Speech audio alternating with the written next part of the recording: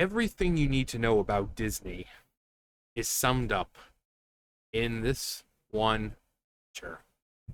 Everything you need to know about what Disney is now is summed up in this one picture.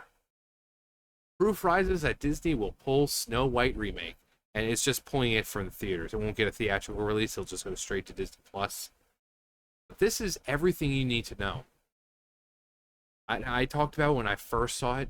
Does this look Snow White to you? This looks like some crappy costume that you can get at Party City.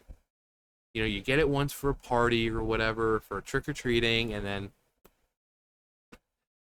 the last time I talked about Snow White, I showed off some amazing cosplays. People who dressed up as Snow White purely for fun, and they had a budget. And their cosplays were 1,000 times better than what we're getting from Disney, a multi-billion-dollar company.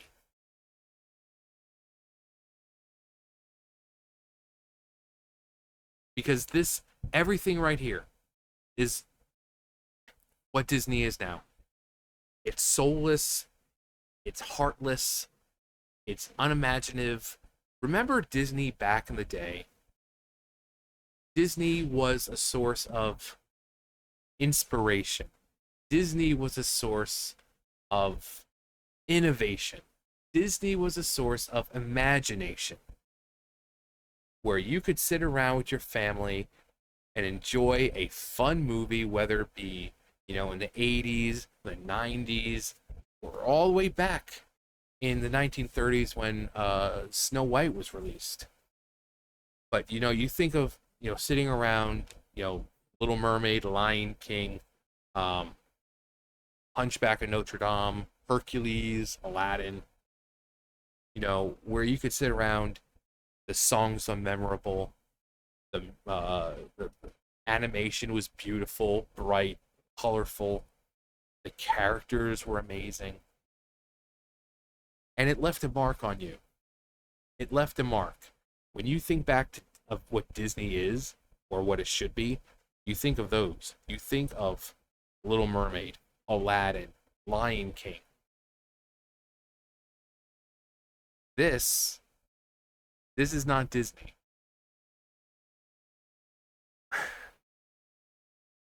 Disney is a shell of what it used to be. And it's not like a shell that's just like fresh. No, this shell is basically crumbling away. It's hollow and it's been sitting there and it's just kind of crumbling away now. There's nothing left of it. There's no saving it. There's nothing left. And the reason this movie is probably on the chopping block for a theatrical release is because of this person right here. Because this girl does not know when to shut the fuck up. Every time she opens her mouth. Every single time.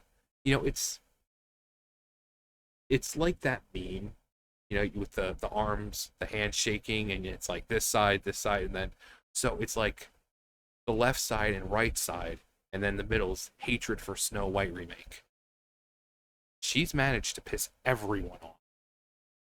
Left wing, right wing, middle, upper, northeast, you name it. She's pissed everyone off. Between her not knowing when to keep her mouth shut to this crap right here, instead of casting smaller actors who want the role, no, let's just have this dude who looks like he's 6'4" like me. What could go? Because there's Snow White and the Seven Dwarves is no longer Snow White and the Seven Dwarves. What did Addis call it? Snow Brown and the Seven Seattle Baristas or something like that. Mine was Snow Not So White and the Seven Diversity Hires. You have like one short, small person, and that dude, why is he even there? Does that look like a dwarf to you? No, they're not dwarves now. They're magical companions or magical folk. Whatever they want to be called. You have people like Peter Dinklage. It's like, why? Why aren't you just casting us? It's hard enough for small people to get roles. You have a movie called Snow White and the Seven Dwarves, perfect role for us, and you're taking that away from us. So this movie has managed to piss everyone off. Congratulations, movie. Congratulations, movie. You're pissing off the people who are normally already tired of this woke bull crap. You're pissing off people who would normally agree with your woke bull crap. You're pissing off, uh, people are like, I can go either way, but no, never mind. No, this, you're pissing everyone off, and that's quite a feat right there.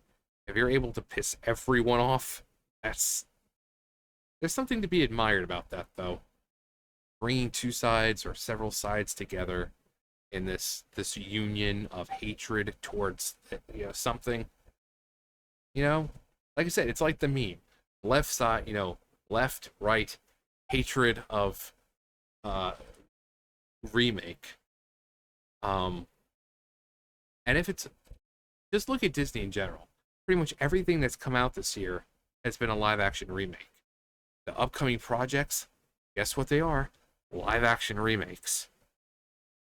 So when you do a live action remake, you're taking the source material from the original and you're translating that into live action.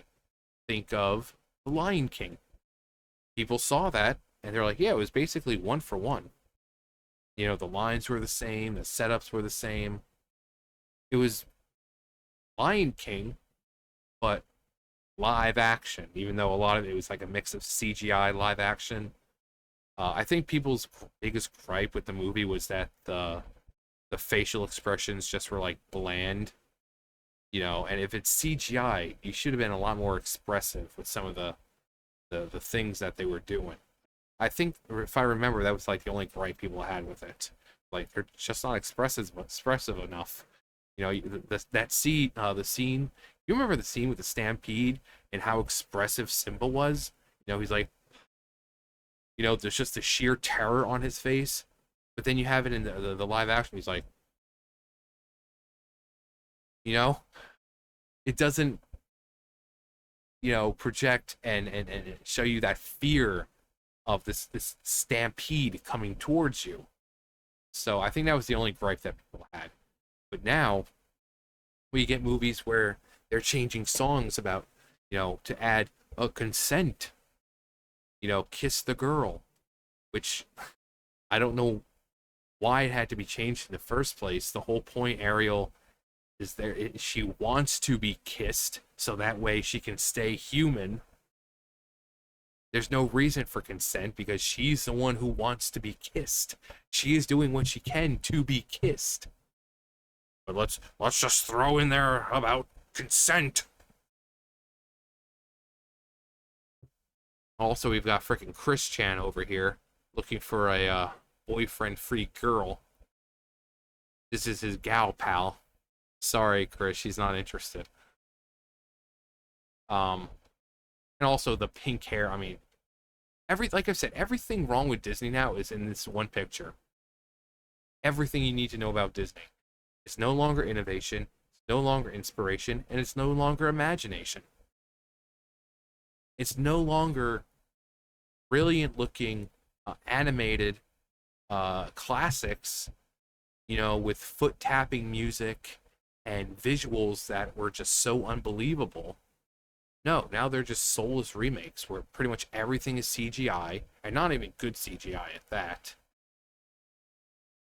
But this is what Disney is. And if it goes straight to Disney Plus, good, good. If you want to keep having stars open their fucking mouths, or producers, or developers, and they're just, oh, it's not for you, and this and that, good. These companies need to be held accountable. A wise man once said, everything woke turns to shit. And funny how that reigns true. Funny how that reigns true. Like they didn't. It's not Snow White and the Seven Dwarves.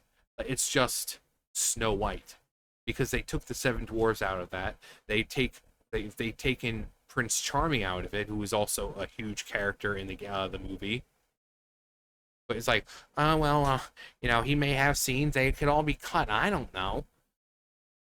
So this whole idea that we need girl bosses, and I'm sure you've noticed this, and I've brought it up before, the last decade or so, the men, you'll see movies, TV shows, commercials, video games, comics, this idea that men are like, duh, me dum dum, me not know how to do anything without girl around. You see commercials where guys are left alone and the woman comes home. It's, you men, what would you men do if we women weren't here? I don't know. Continue to be electricians and the ones building roads and the architects and the plumbers, people maintaining society. I guess we'd still be doing that. But you see this dumbing down, and it's like the trope of like the Homer Simpson or Peter Griffin, or from like the 90s. That's basically how they make men now. Every guy needs to be, oh, I need to be told what to do. Every girl needs to be a boss bitch. Um, and I think, even though it was like a satire parody kind of thing, I think Fiona in Shrek was the perfect idea of, you can be a damsel in distress and still be badass. You know, throughout the series of the Shrek series, Fiona had moments of being badass, but she also had the moments of being what people would consider a traditional girl, needing to be rescued, opening up and crying and this and that. She wasn't afraid to be vulnerable, and she had no problem being badass. But nowadays, it's like, oh, they need to be a bad bitch, no emotion. They have to keep it inside. Wouldn't that be toxic femininity?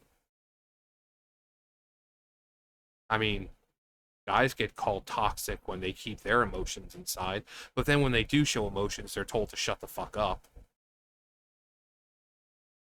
But just, it's Snow White. I'm sorry, I don't look at this and think of boss bitch. There'd be no way of making this boss bitch. If this is what they were going for. Now there's what is in the Huntsman with Kristen Stewart. Um, but of course, Kristen Stewart. She went to the Liam Neeson School of Acting. She's got like the same four, like 2, 3 faces for everything. But then there was, what was it? Once Upon a Time, I think, the series where it's kind of, it's a weird like concept, but it actually worked and it was actually really good. I actually watched. This was a couple years ago. I did watch from the beginning all the way to the end. It was actually really good. Um,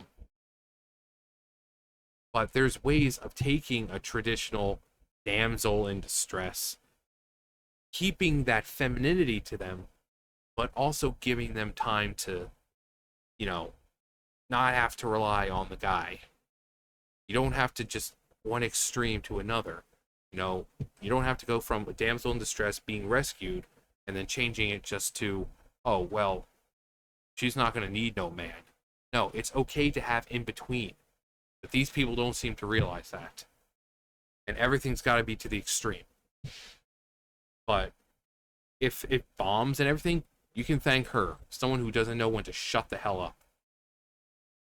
But again, this is everything you need to know about Disney nowadays. No inspiration, no innovation, no imagination. It's just cold, soulless, heartless, dead. So, anyway, that's going to do it for me. You guys know the drill. I'll see you guys later. Bye, guys.